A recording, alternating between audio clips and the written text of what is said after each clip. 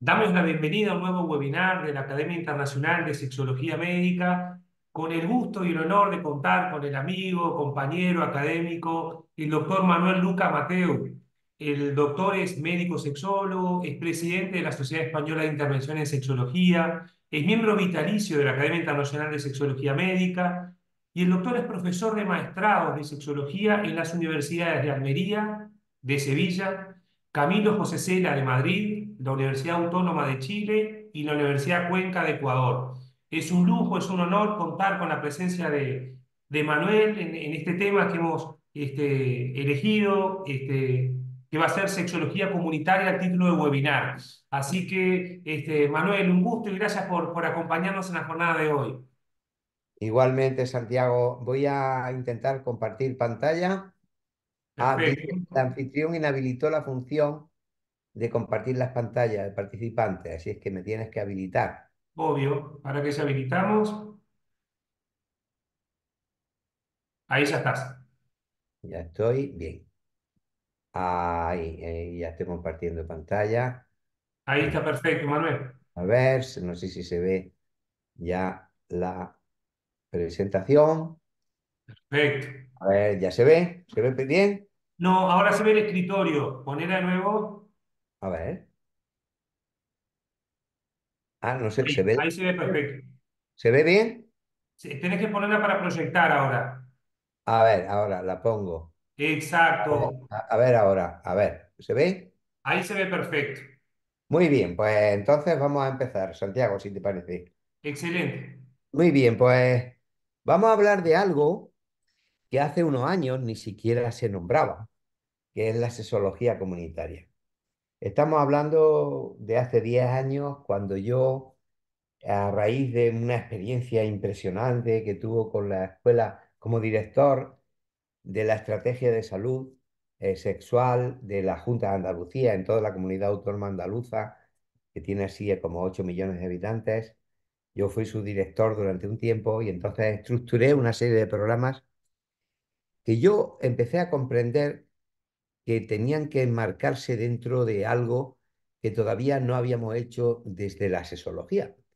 Es verdad que desde la sexología, pues hemos construido una sexología en la cual os voy a hacer hincapié antes un poquito más profundamente basada en la clínica, como un taller de reparaciones, y una educación sexual que yo considero bastante reduccionista, o así consideraba, ¿no? Y entonces me acordé, porque yo soy médico, yo soy médico especialista en medicina familiar y comunitaria, con lo cual, pues lógicamente lo de medicina comunitaria es algo que a mí me atañe y he vivido desde luego toda mi vida y lo he practicado. Entonces yo sabía que hay que reconocer que fue la enfermería la primera que empezó a hablar de algo comunitario y luego nos incorporamos los médicos y más tarde los psicólogos a esa concepción de comunitario, ¿no? De la comunidad. Hay unas bases que son la educación sexual y la promoción de la salud sexual. Esas bases llevan ya mucho tiempo. Lo que hacemos desde esas bases pues está ahí, ya después lo comentaremos. Y luego pues vamos a comentar también lo que puede ser el futuro desde esa perspectiva de sexología comunitaria.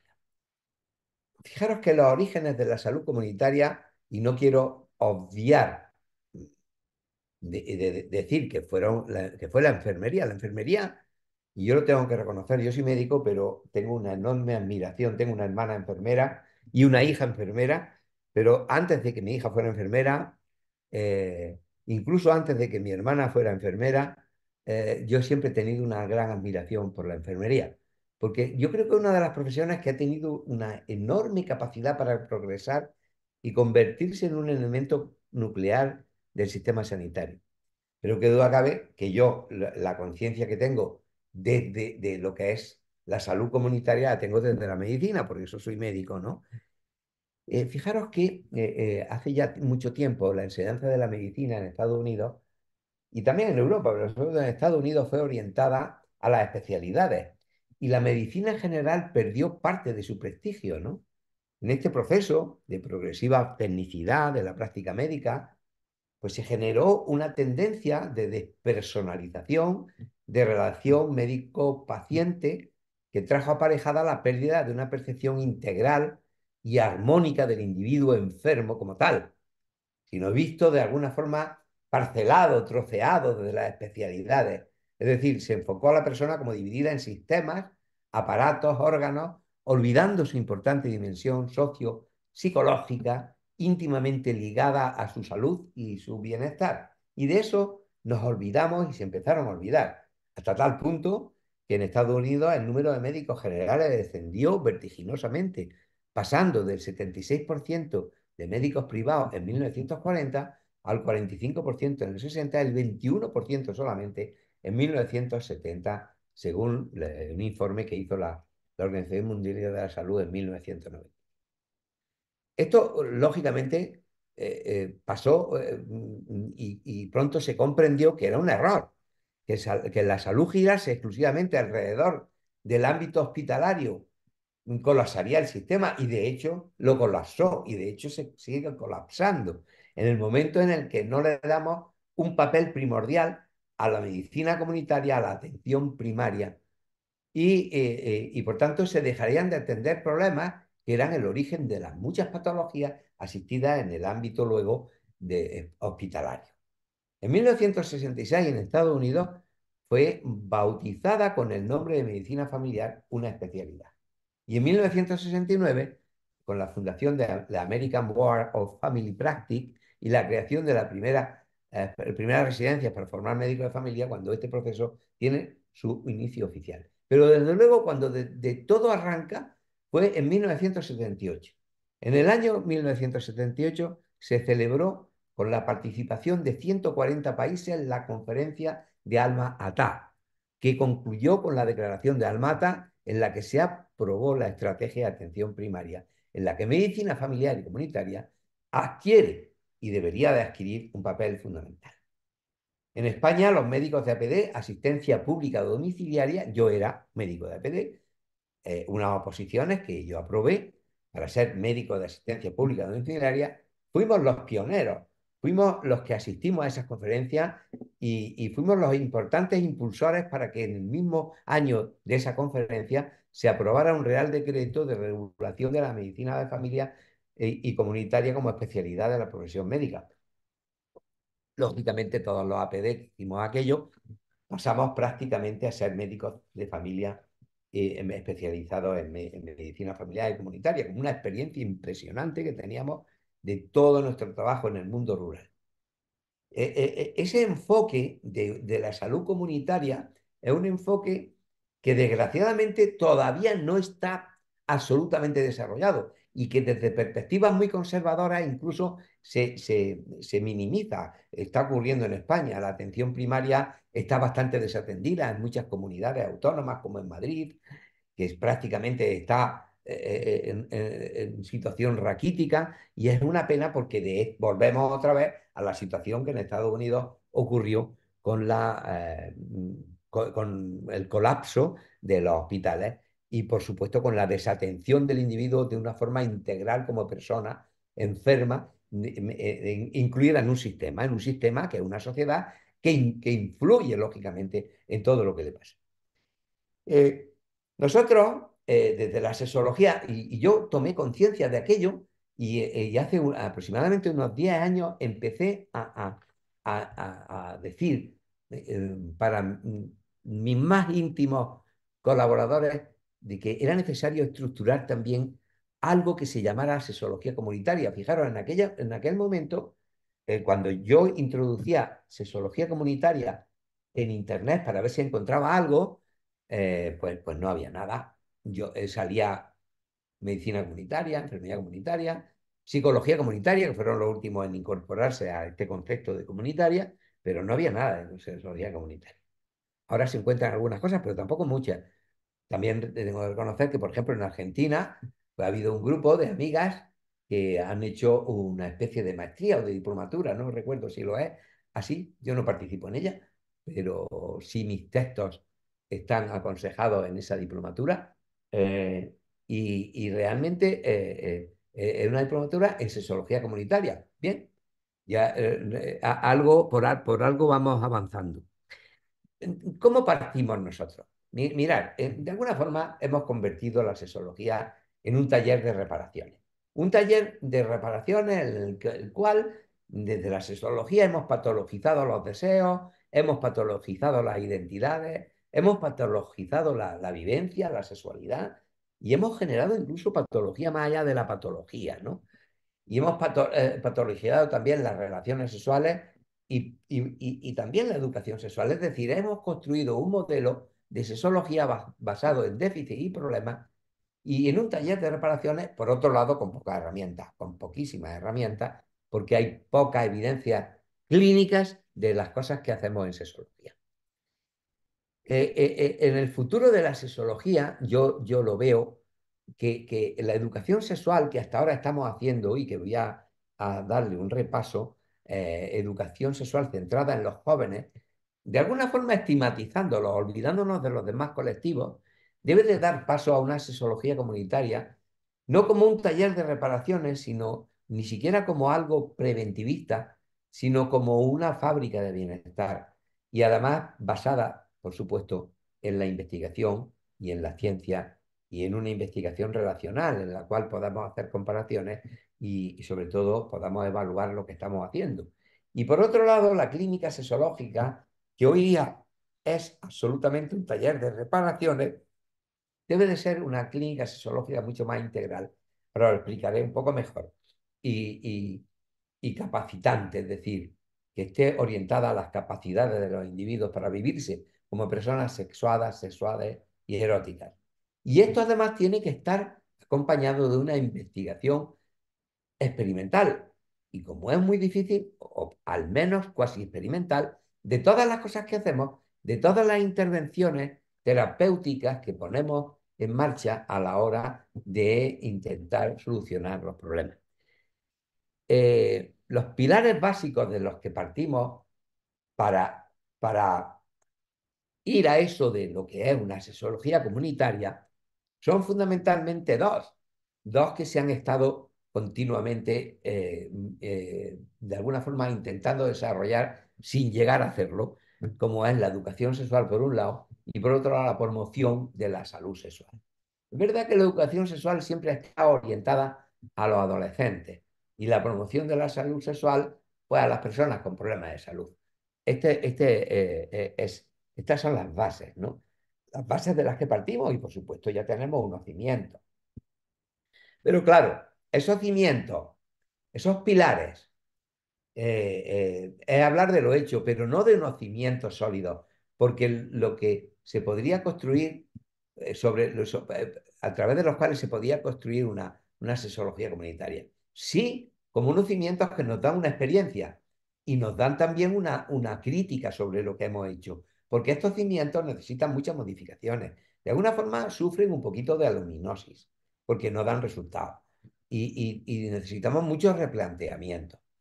Muchos de los años de estancamiento en los mismos objetivos, en las mismas metodologías, en los contenidos, con escasas posturas críticas hacia lo que hacemos, salvo en algunos rincones de la sexología, y por lo tanto la absoluta necesidad de un replanteamiento abierto y dinámico para intentar modificar esa tendencia a estar siempre pivotando sobre déficit y problemas, que es lo que estamos haciendo siempre en sexología. Eh, ¿Qué es lo que hacemos? Pues realmente prohibimos o permitimos desde nuestra autoridad, desde sexólogos y sexólogas, ¿no? Advertimos de los peligros, problematizamos, estigmatizamos y también, de alguna forma, combatimos. A ese combate realmente es un combate que está dentro de esa sexología que yo le llamo activista, ¿no? Pero también entre la activista y la que quiere ser científica, ¿no? Hay un combate bueno, a mí me parece que es un combate que simplemente es un combate de entenderse, es decir, el activismo no puede contaminar la ciencia. Si la contamina, se contamina, pues introduce un sesgo que hace que las cosas no sean científicas. Pero es verdad que también el activismo es absolutamente necesario para cambiar cosas. En fin, todo esto es lo que hacemos y además, fijaros, partimos siempre de sumas reduccionistas. Por ejemplo, siempre estamos hablando de salud sexual y reproductiva.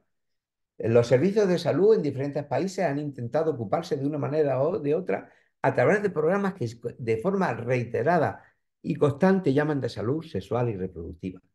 Y yo lo que me pregunto es, el propio concepto de salud sexual y reproductiva ya es en sí reduccionista y confuso. ¿Por qué? Pues porque hace miles de años la sexualidad trascendió lo meramente procreativo. Entonces, miles de años, pues en el Paleolítico, incluso antes del Paleolítico, los seres humanos no hacemos relaciones sexuales para reproducirnos, las hacemos para pasarlo bien, para encontrarnos, para comunicarnos y de vez en cuando nos reproducimos. Por tanto, unir lo sexual con lo reproductivo es un error de base, porque además, finalmente, lo que hacemos es que lo reproductivo, por ser más urgente, pues abortos, embarazos no deseados, etcétera, etcétera, acaba fagocitando lo sexual y de lo sexual, que es de lo que nos tendríamos que ocupar en sexología, acabamos olvidando.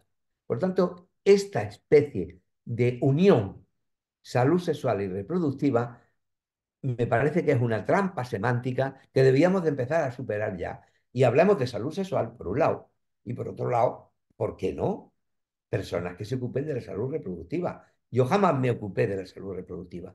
Yo no jamás me ocupé de los embarazos, ni me ocupé de las fecundaciones in vitro, ni nada de eso. Eso es harina de otro costal.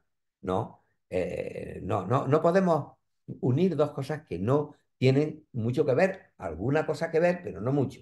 Y luego también otras dicotomías reduccionistas como eso de hablar de educación afectivo-sexual. ¿Qué pasa? ¿Qué es lo que pasa? Cuando establecemos una dicotomía entre lo afectivo y lo sexual, pues, o sea, que lo afectivo, que es de cintura para arriba y lo sexual de cintura para abajo, ¿o qué queremos decir? Es como una especie de alivio que le ponemos a la educación sexual, afectivo-sexual. Pero ¿cómo afectivo-sexual? Si es que lo sexual tiene que ser afectivo, sí o sí, lo lleva intrínseco. No tenemos por qué añadírselo y ponérselo como una especie de moño o de sombrero. Lo sexual ya es afectivo. Hay otro tipo de afectividades, pero lo sexual intrínsecamente debería de serlo. Porque si no, lo que contribuimos a enmarañar la sexualidad en lo meramente genital. Es decir, cuando hablamos de educación afectivo-sexual, estamos hablando de qué?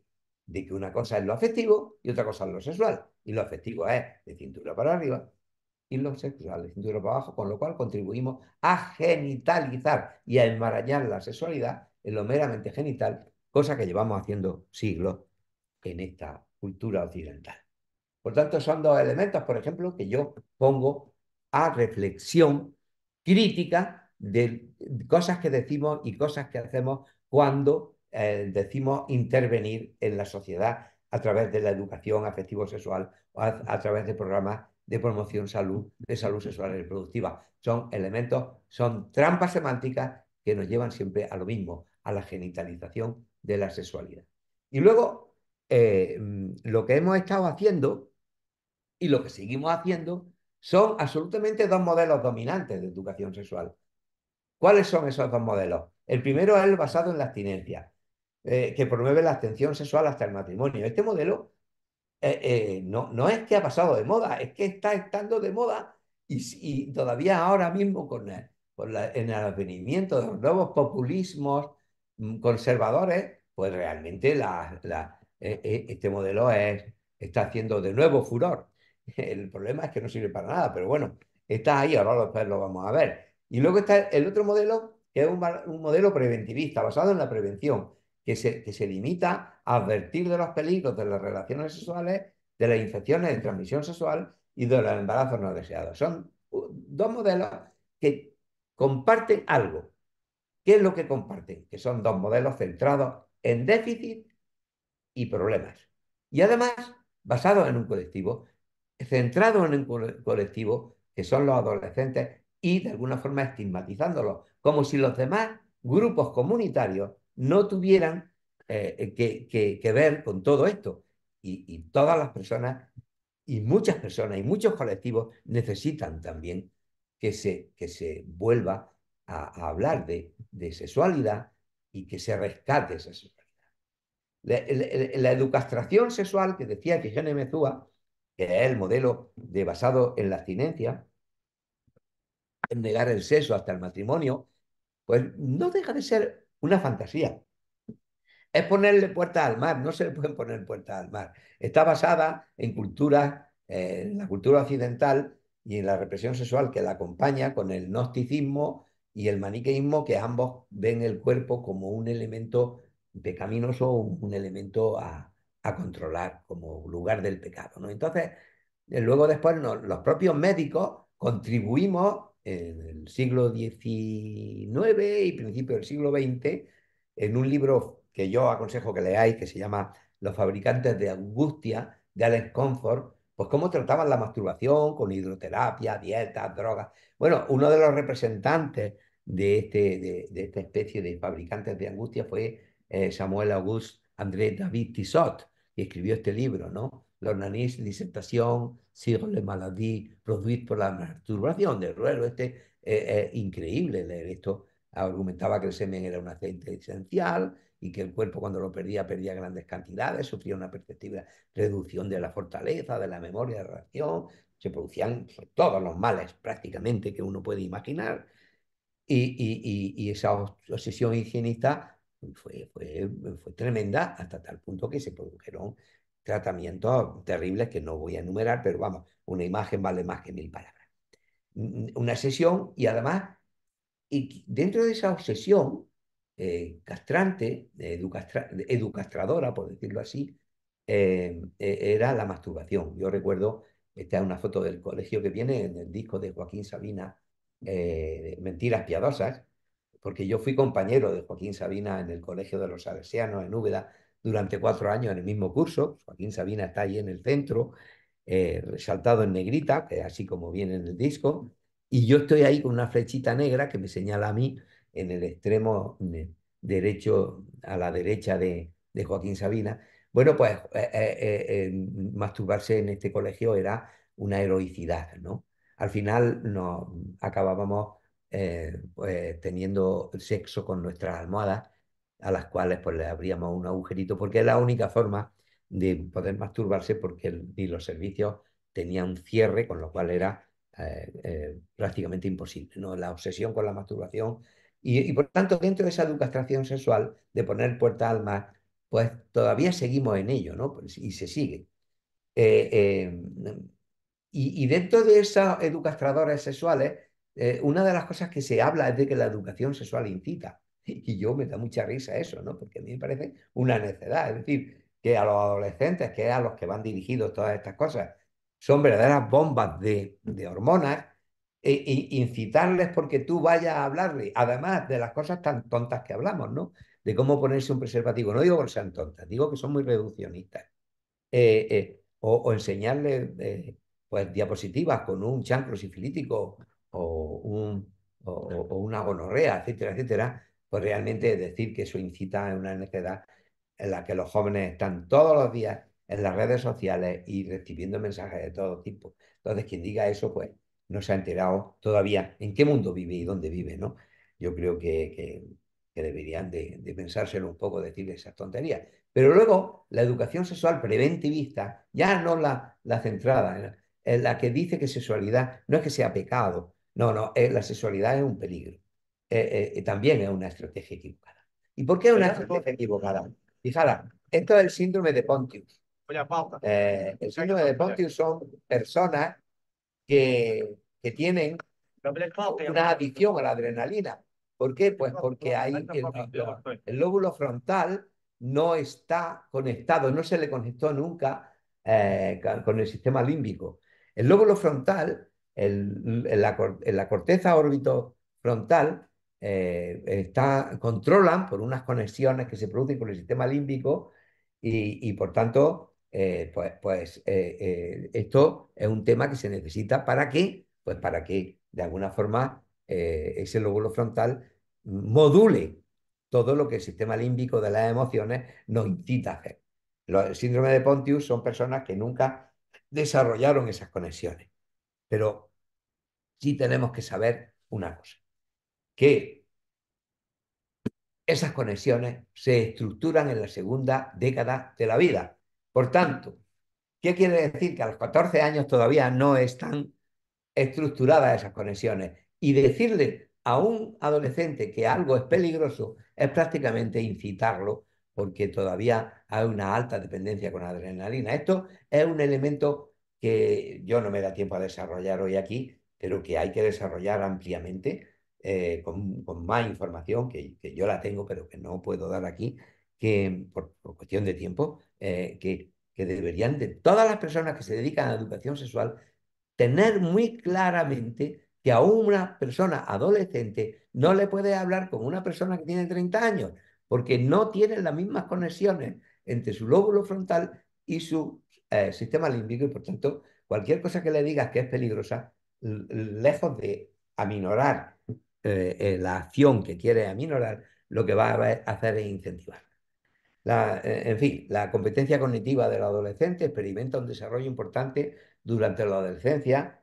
A, eh, a los 16 años ya tiene un nivel casi definitivo, pero hasta los 16 años han ocurrido muchas cosas y hay muchas personas que hasta los 20 años, por eso hablamos de la segunda década de la vida, no se les ha desarrollado totalmente. Y luego los que tienen un síndrome de Pontius no se les llega a desarrollar nunca. En todas las experiencias que se han hecho en estos dos aspectos de la educación sexual, es decir, en lo que es la educación sexual basada en la abstinencia hasta el matrimonio y la educación sexual basada en lo preventivo, en la prevención de embarazos no deseados y de infecciones de transmisión sexual, hay una amplia experiencia en todo el mundo que en alguna ocasión ha sido analizada y en otras menos analizada. En Estados Unidos tenemos un ejemplo claro. Empezó este señor Reagan, que muchos recordaréis, que aprobó una ley denominada Adolescent Family Life, eh, también conocida como ley de la castidad, en la que promovió una educación sexual basada en la abstinencia.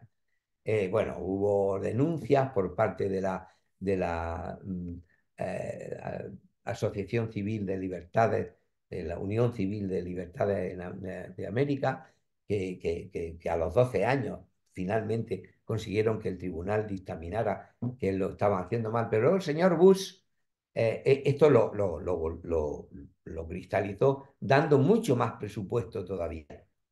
Y bueno, pues claro, luego Obama hizo desaparecer del mapa este programa de educación sexual basado en la abstinencia, pero no puso nada en su lugar. Es decir, Obama dejó de dar el dinero para hacer esto, pero no puso tampoco nada.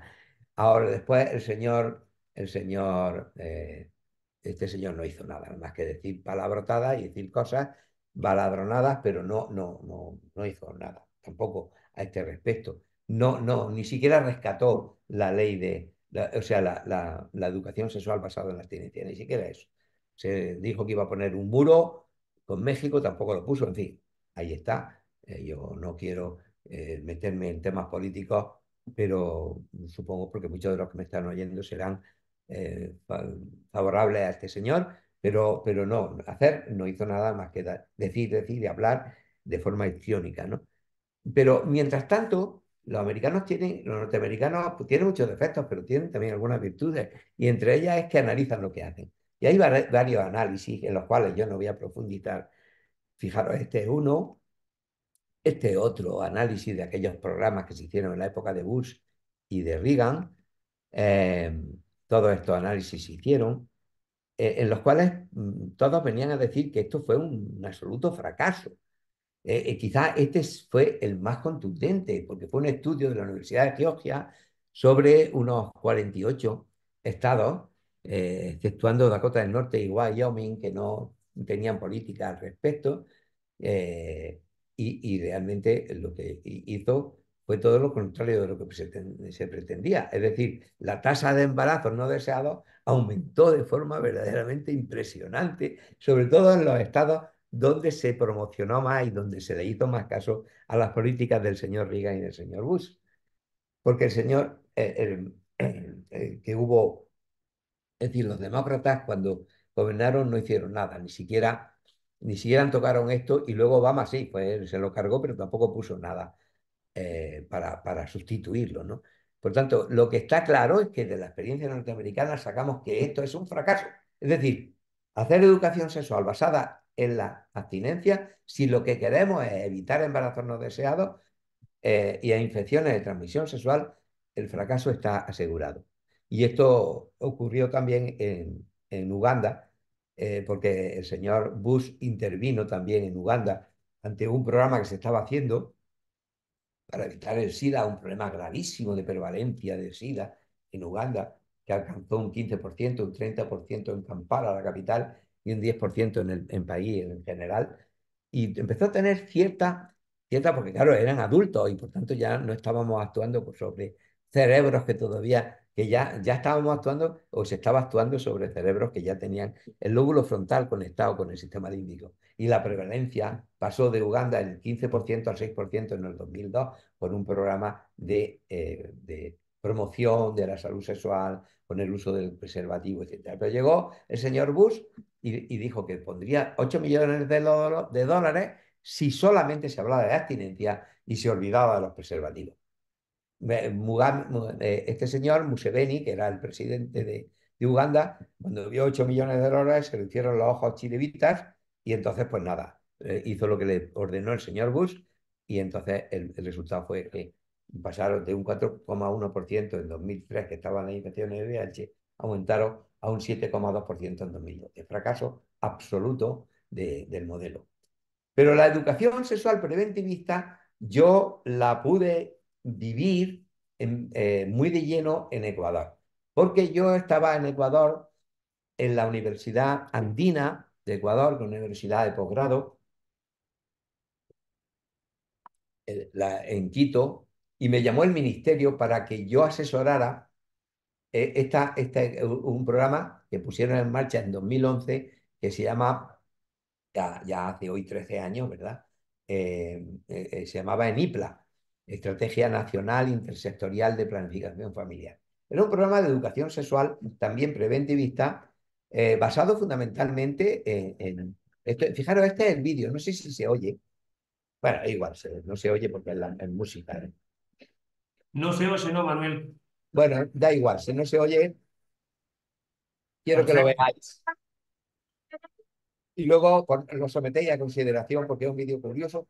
Estaba dentro de lo que las chicas del ENIPLA me enseñaron que estaban haciendo. Entonces, uno de estos eran vídeos para que le dieran los, los adolescentes, ¿verdad? Quito, algunos de los que me veis, conocéis el centro histórico de Quito, el vídeo es precioso sobre todo por eso, porque está el centro histórico de Quito, que es una maravilla de la cual estoy enamorado hace muchísimos años. Bien, entonces veis, quiero que veáis un poco lo que se les daba a los adolescentes este vídeo para contribuir a esa especie de educación sexual, ¿no?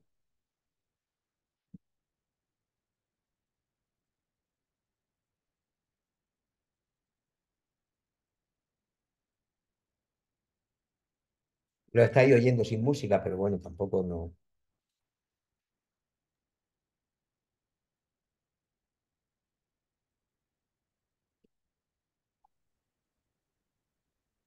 Esto quiero que lo observéis, porque las chicas del ENIPLA me decían que queremos que veas el vídeo, ver qué te parece,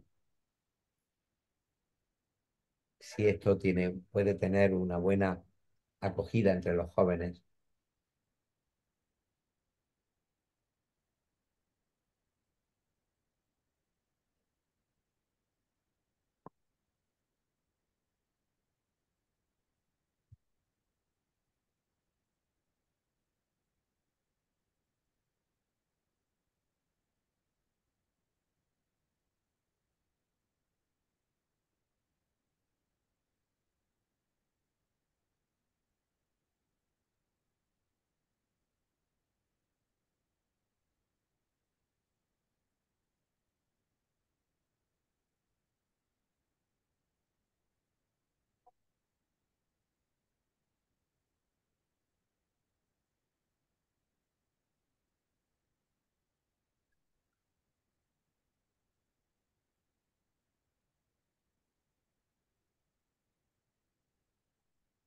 Bien, ¿habéis visto el vídeo? Yo esto con este vídeo hace un pequeño cineforum con mis alumnos y alumnas y realmente al final el análisis es, vamos a ver, si ponemos este vídeo, lo que le estamos diciendo a los jóvenes, a los adolescentes y a las adolescentes, lo que le estamos diciendo es que realmente si no hay un coito no hay nada más que hacer. Estamos de nuevo contribuyendo a genitalizar la sexualidad. Es decir, los chavales, el chaval no encuentra el preservativo en la mesita de noche y por tanto se viste y ya no hay nada más que hacer. Después de esa escapada que habían hecho, ya si no hacen un coito, no hay nada más que hacer. Y este es, creo que es un elemento que yo les puse sobre la mesa como un fallo terrible, porque precisamente lo que estamos contribuyendo con este vídeo es a decirle a los jóvenes o coito o nada, ¿no? O coito o a dormir, o coito o a otra cosa mariposa.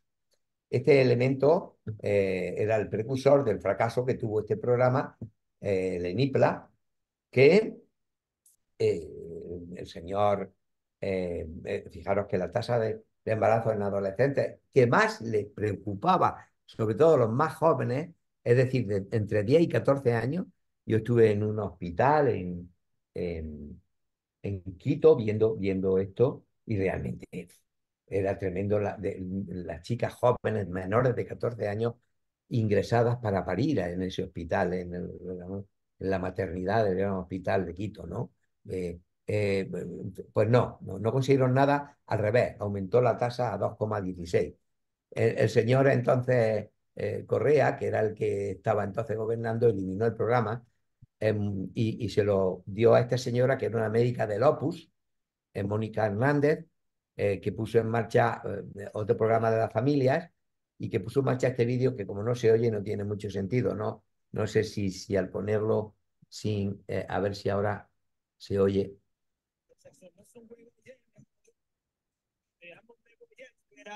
¿Se oye? Sí, ahora se escucha. Pero que no me obliguen a ir con un cura, hacerme cargo de la criatura, por culpa de la calentura, mejor me voy a contener, por eso le hago a la piscicultura, para bajar en la calentura, que no te quede duda, yo te quiero a lo bien, yo me puedo contener, te puedes contener, se puede contener, nos podemos contener. Vosotros podéis. Ya, pues ya entendimos. Bien, como veréis, pues esto pues es una canción muy famosa en Latinoamérica, pero en esto, en la que te dice que no me puedo contener, Estela, que tú te puedes contener. Claro, esta es otra fantasía de Mónica Hernández, que no llegó a mucho a plasmarse, porque enseguida los que gobernaron ya después, pues no siguieron haciendo nada. Ya no han vuelto a hacer mucho más en Ecuador, ¿no? Desgraciadamente. Pero no me voy a centrar en Ecuador. Fijaros que voy a hablar en Andalucía, donde yo fui director de la estrategia de salud sexual, que me dejaron hacer todo menos estar con jóvenes. Ahí había un grupo de mujeres que tenían eso en exclusiva y me dije, y la secretaria general de salud pública me dijo que yo que me dedicara a todo, bueno, me dediqué a los mayores, me dediqué a las personas con enfermedades crónicas, me dediqué a las personas con discapacidad, tuve muchísimo trabajo, de ahí salió mi idea de la de la sexología comunitaria. Pero los jóvenes tenían este programa que empezó en 2001 y que hoy continúa, que se llama Forma Joven, y que no solamente es una cuestión de sexualidad, sino también estilos de vida saludable, de salud mental, de convivencia. Pues fijaros, los resultados analizados por la Universidad de Sevilla, de la que yo soy profesor en el máster, eh, fijaros qué resultados más buenos. Hay 600 centros en toda Andalucía de forma joven en la que contribuyen los institutos de enseñanza media con los centros de salud. Y fijaros que el consumo óptimo de fruta aumenta, disminuye el consumo de dulces, disminuye el consumo de bebidas azucaradas, aumenta la actividad física semanal, disminuye el consumo de alcohol, en fin, disminuye las víctimas de maltrato en los últimos meses. Todo esto es un éxito, pero cuando llegamos a la sexualidad vemos todo lo contrario. El haber tenido relaciones sexuales aumenta, el uso del preservativo disminuye, la marcha atrás aumenta La píldora poscoital aumenta y los embarazos no deseados pasan de un 3,3 a un 5,4. ¿Cómo es posible que un programa que tenga una, un éxito en todos los demás aspectos que está tratando en la sexualidad no lo tenga? Pues es porque siguen de alguna forma, y voy a pasar esto por si no me da tiempo a hablar de más cosas que son interesantes, siguen anclados de alguna forma en lo que es una educación sexual preventivista, centrada sobre todo en evitar los embarazos no deseados y las infecciones de transmisión sexual. Y no lo consiguen, como hemos visto en las cifras. Por tanto, y lo siguen sin conseguir, porque no hay forma de que hayan cambiado a la altura en las que estamos hoy día. Tampoco han cambiado. Los modelos reduccionistas están basados en una sexualidad bastante genitalizada, reproductivista, como hemos visto antes, bastante sexista también, biologicista y patologizante. Y también, de alguna forma, patologizante. Eh, por tanto, nosotros, desde la sexología, debemos de hacer un planteamiento, una reflexión seria, en la cual el futuro de la sexología pase fundamentalmente por una sexología comunitaria. Y cuando es necesaria la clínica, que ésta sea capacitadora, no solamente sea una clínica de taller de reparaciones, una sexología además que vaya desde lo interdisciplinar hacia lo disciplinar y poco a poco ir intentando trabajar para que sea una disciplina, para que sea un grado y para que la sexología sea una carrera más entre las muchas que hay, porque el hecho sexual humano es un elemento vital y fundamental para las personas. Y por supuesto basada en la investigación, es decir, un modelo sexológico basado en evidencia y en el desarrollo de capacidades y talentos. Y para eso, la base ha de ser la sexología comunitaria. Tenemos que cambiar los modelos de educación sexual. Esos modelos basados en déficit y problemas y centrados en un colectivo, debemos de ampliarlos, centrados en muchos más colectivos y centrados también no basados en déficit y problemas, sino en fomentar talentos y fomentar capacidades, formando responsables, red de profesionales, escuelas de padres y madres, formación interpares. Es decir, eso es la sexología comunitaria. Y como elemento fundamental, que la sexualidad sea un valor, no un mal rollo. Que la sexualidad sea una capacidad, no una amenaza. Que la sexualidad sea una oportunidad. Que además la sexualidad también, cuando hay problemas de personas con enfermedades crónicas, con adicciones, con discapacidades, sea como es, y lo hemos demostrado con los programas que hemos puesto nosotros en marcha, un instrumento rehabilitador de primer orden. Por tanto, la sexología comunitaria tiene que estar centrada en todos los colectivos de la comunidad, no solamente en los jóvenes, en los padres y madres, en las personas con discapacidad, con enfermedades crónicas, en las personas mayores, en distintos y diversos colectivos que están expectantes y esperando, porque además así lo hemos comprobado, que lleguemos de alguna forma desde la sexología y les enseñemos a vivir su sexualidad muchísimo mejor. Desde una educación sexual basada en activos que cultive valores, talentos y capacidades y construida desde una sexualidad, como he dicho ya, como un valor, como una oportunidad, como una capacidad y también como un instrumento rehabilitador. Esa es la sexología comunitaria y que tiene que estar basada en un modelo basado fundamentalmente en el conocimiento. El conocimiento es la base de la libertad. Nadie puede ser libre si no conoce. Para poder elegir hace falta conocer. Yo no puedo elegir a qué país voy a viajar si quiero hacer turismo si no conozco los países del mundo. Difícilmente voy a poder elegir.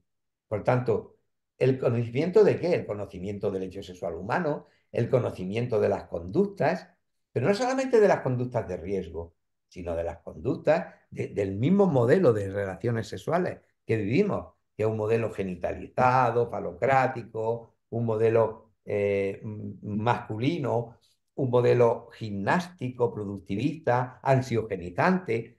Eso hay que analizarlo para deconstruirlo y, por tanto, el conocimiento de esa conducta sexual que se llama relación sexual, tenemos que aumentarlo y tenemos que dar capacidades para cambiarlo y para, de alguna forma, de construirlo y construirlo cada uno a su antojo, dándole los instrumentos para que lo haga.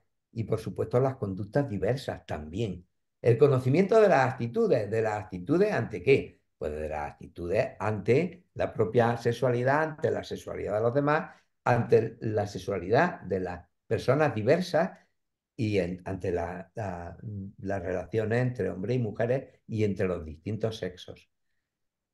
Y, por supuesto, un modelo basado en el conocimiento también de las capacidades.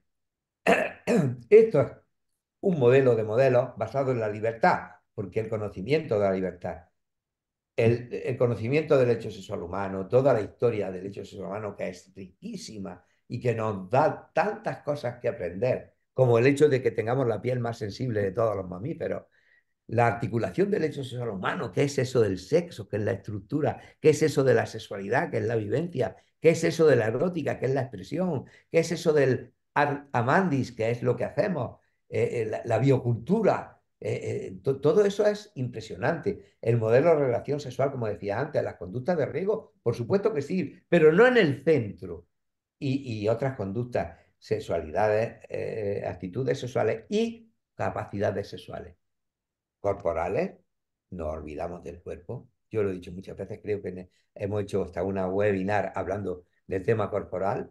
Estamos en sexología olvidados del cuerpo, hasta los propios sexólogos y sexólogas. Quiero decir una cosa, este verano he hecho un taller para todos mis compañeros y compañeras, que muchos conocéis, algunos de la academia, eh, de corporalidad, y han disfrutado como enanos y se han dado cuenta de la importancia que tiene el cuerpo en el tema de la sexología y, por supuesto, relaciones de pareja. Pues si la mayor parte de la gente, quitando los que se dedican a hacer poliamores, que también de alguna forma tienen los mismos problemas, incluso a veces aumentados de las relaciones de una pareja de dos, pues realmente nadie nos enseña a vivir en pareja y este es un elemento que tiene que estar dentro también de todo lo que es la estructuración de la sexología comunitaria. Y luego el arte de amar, poniéndonos en cuestión el ars amandi, el constructo amoroso occidental, que es un constructo basado en un amor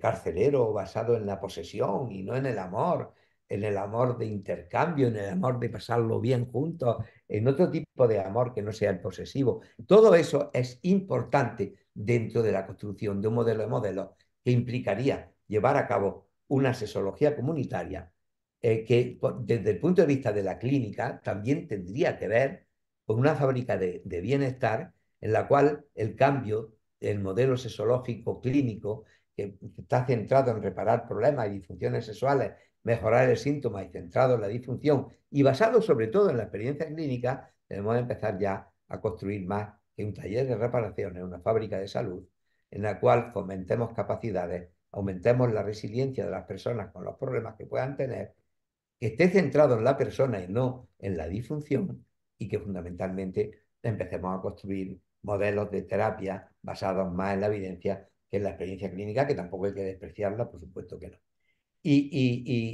Por tanto, una clínica sexológica capacitadora, mirando la sexualidad menos como un elemento generador de problemas y mirarla como una capacidad creadora y vivificadora, como un valor, quitándole los malos compañeros de viaje, la sexualidad, violencia, abuso, acoso, vejez, discapacidades, enfermedades crónicas, etcétera, etcétera, embarazos no deseados, ITS, es de lo que continuamente estamos oyendo hablar y la sexualidad como un valor es algo, como decía Max Scheler, una máquina es un bien y el valor es su utilidad. Una pintura es un bien causado por el valor de la belleza, de la misma manera que una ley es un bien gracias al valor de la justicia.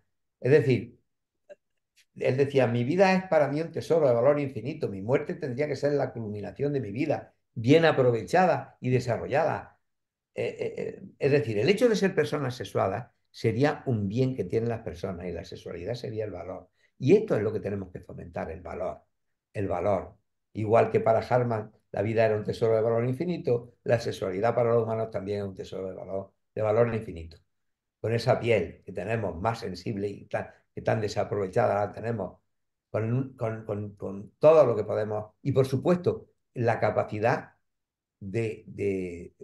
rehabilitadora con el aumento de la resiliencia, que es capaz de hacer la sexualidad en personas con adicciones, en personas con discapacidades, en personas con enfermedades crónicas. Esto es un elemento importante. Para acabar, por tanto, la sexología en el futuro tiene que tener un modelo comunitario, un modelo basado también en la diversidad, que es un hecho, no un derecho, un modelo basado en el conocimiento, por tanto en la libertad, y un modelo basado en evidencia, y por eso necesitamos mucha más investigación. Es decir, la sexología comunitaria tiene que basarse en un modelo de modelos que dé lugar a que las personas se hagan su propio modelo y sobre todo que esté extendida a todos los grupos comunitarios.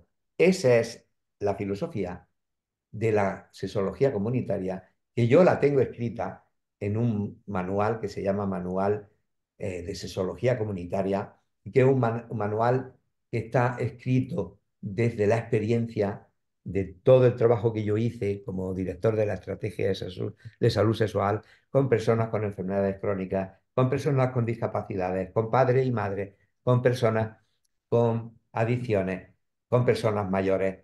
Realmente os puedo asegurar que esa etapa de mi vida en la que me dediqué muy de lleno a eso que yo después mismo denominé sexología comunitaria, ha sido posiblemente de las más, de las cosas, de la sexología que siempre me ha llenado. Supongo que a como a muchos de vosotros y de vosotras, como una ciencia maravillosa, enriquecedora, esa experiencia fue para mí posiblemente la que más me enseñó y la que más me ayudó a conocerme a mí mismo y sobre todo a replantearme la sexología desde una sexología más como una fábrica de salud que como un taller de reparaciones.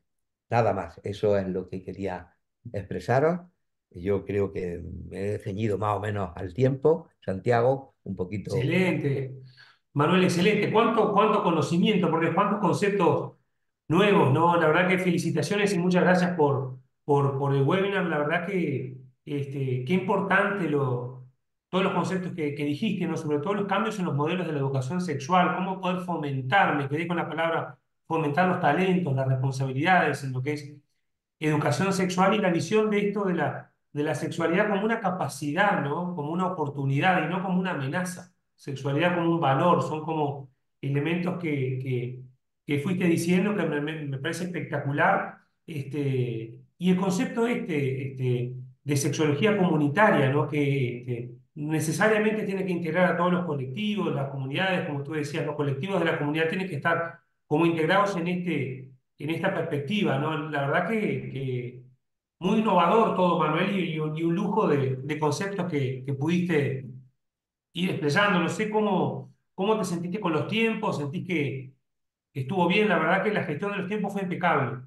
Sí, yo siempre intento ceñirme a los tiempos, porque yo creo que a las personas hay que respetarles el tiempo, y cuando se les ha dicho que es un tiempo de intervención, yo podía haber hablado mucho más. Ten en cuenta que, por ejemplo, el módulo de sexología comunitaria que yo imparto, por ejemplo, en la Universidad Autónoma de Chile, es un módulo de 30 y tantas horas, ¿no? Entonces, figúrate, de 3 cuartos de hora a 30 y tantas horas hay una diferencia importante, pero claro, ahí lo que hago es desgranar todo, es decir, ¿qué hacemos? ¿Cómo lo hacemos? Es decir, todas las propuestas que yo estoy haciendo desde la sociología comunitaria, el trabajar sobre el conocimiento, por ejemplo, del hecho sexual humano, ¿cómo trabajamos eso? Es decir, ¿cómo trasladamos a un grupo, por ejemplo, de mayores, el conocimiento del hecho sexual humano para que ellos lo comprendan, ¿no? ¿Cómo hacerlo? ¿Desde qué perspectiva hacerlo? ¿Cómo trasladamos también el conocimiento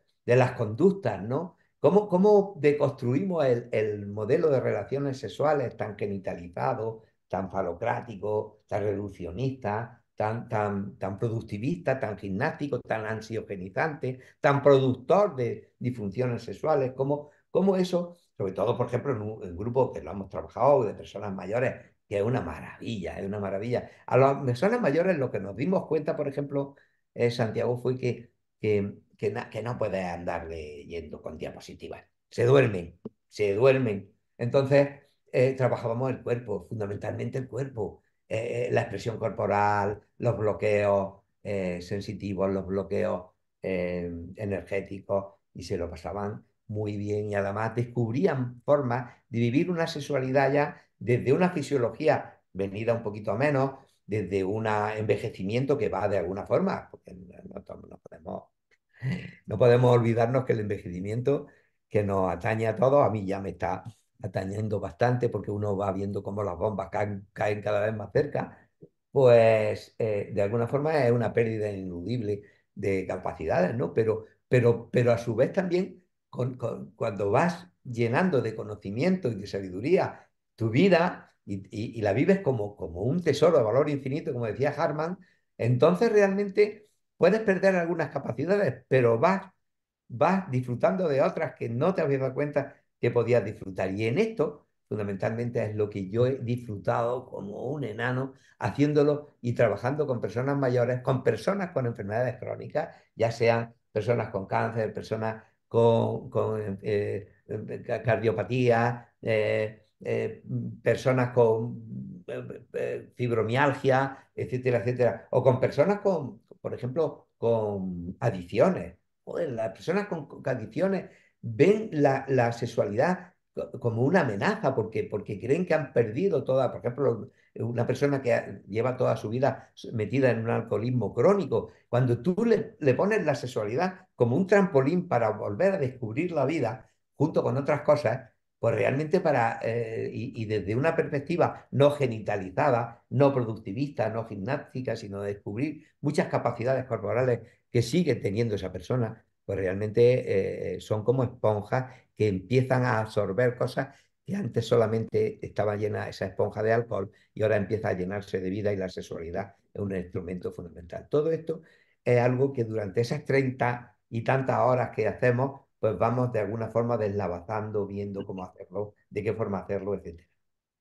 Y genial, Manuel. La verdad que felicitaciones por todo el trabajo. Gracias, como siempre, por la generosidad en todos tus conocimientos, Manuel. Y es un lujo escucharte. Siempre hemos cumplido perfectamente con los tiempos. Quienes quieran volver a escuchar, quienes quieran compartir todo este webinar, lo pueden hacer. Vamos a colgar, a editarlo y colgarlo en la página web de la academia, en todas las redes de la academia. Lo vamos a transformar en podcast. Se va a publicar en Spotify y en todos en el canal de la academia para poder compartir como material de estudio y como material de ampliación de la especialidad, ¿no? Así que muchas gracias, Manuel, por acompañarnos. Encantado y que sigas trabajando lo mismo de bien y enriqueciendo esta labor de la academia que entre todos y todas los miembros que estamos en esta academia intentamos hacer para que las personas pues, puedan enriquecerse también de nuestros conocimientos y lo hacemos de forma generosa y esto es lo más importante, ¿no? Qué grande, cómo no. Gracias por todo y nos vemos prontito, Manuel. Nos vemos pronto, A cuidarse mucho. igualmente.